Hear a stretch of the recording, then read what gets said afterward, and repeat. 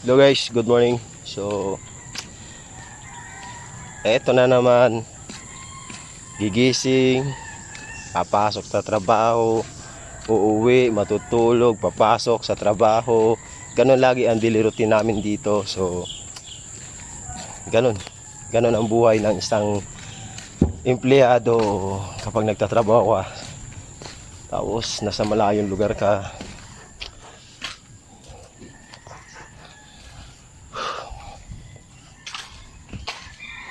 Ganon talaga ang buhay namin dito. So ito,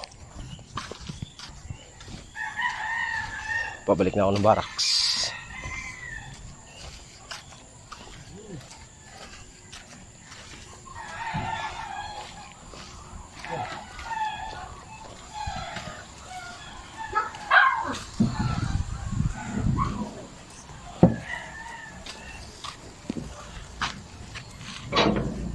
Pasok na tayo.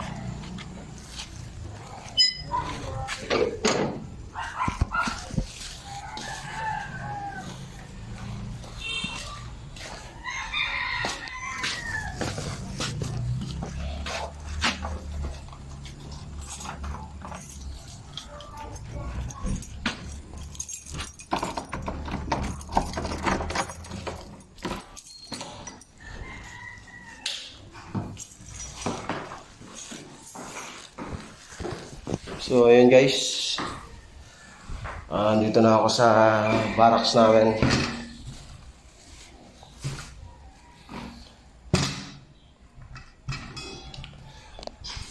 So itong bahay na to, inupahan ng company to. So para sa aming mga empleyado, o sa madaling salita, para sa aming lahat ng mga stay-in.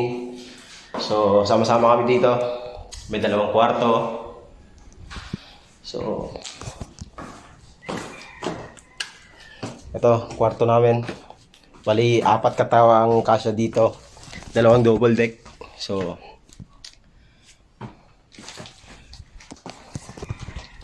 ay naku.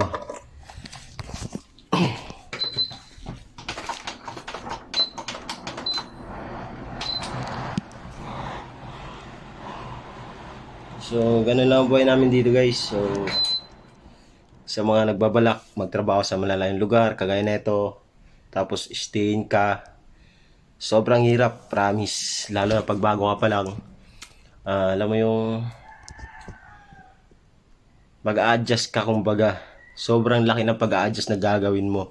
Alam mo yung malayo sa nakasanayan mo. Dito kasi talagang mag-a-adjust ka kasi halo-halo kayo, iba-iba kayo.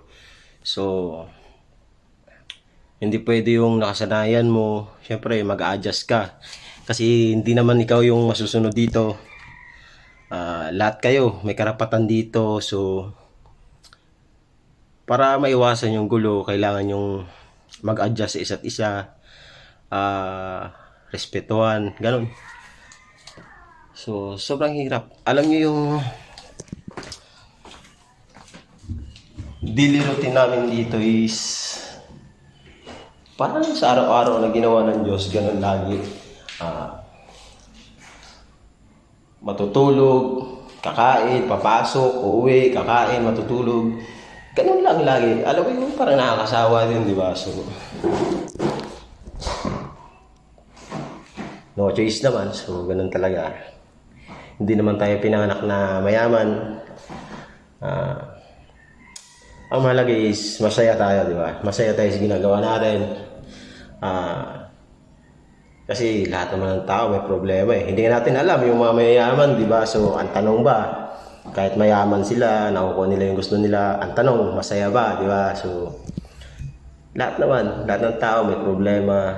May time na masaya ka, may time na siyempre, alam mo yung nag-struggle ka rin. So ano na lang, magpasalamat na lang sa Panginoon sa kung anong meron ka.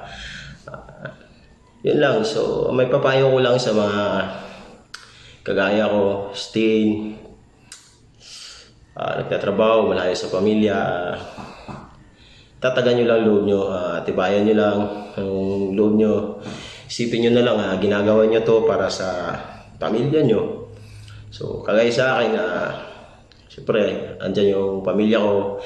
At lalong-lalo na sa ate ko na nagda-dialysis ngayon. So, siyempre, isa siya sa dahilan kung bakit patuloy akong lumalaban dito, bakit patuloy akong nagtatrabaho dito kahit sobrang hirap. Alam mo yung pakiramdam na siyempre, nakasanayan mo, kasama mo yung pamilya mo, sa lugar mo. So, iba yung nature sa nakasanayan, sa dito. So,